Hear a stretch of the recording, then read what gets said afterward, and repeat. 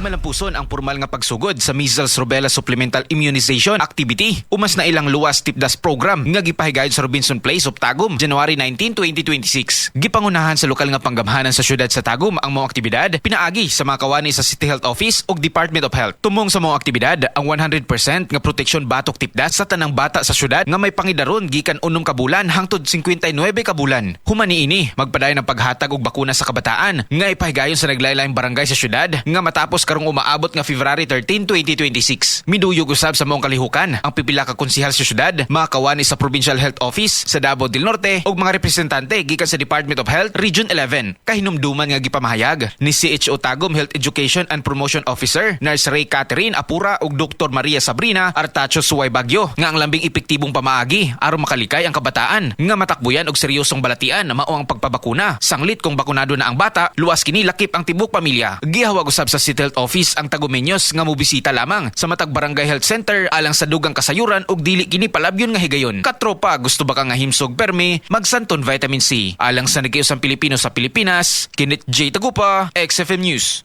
XFM Report.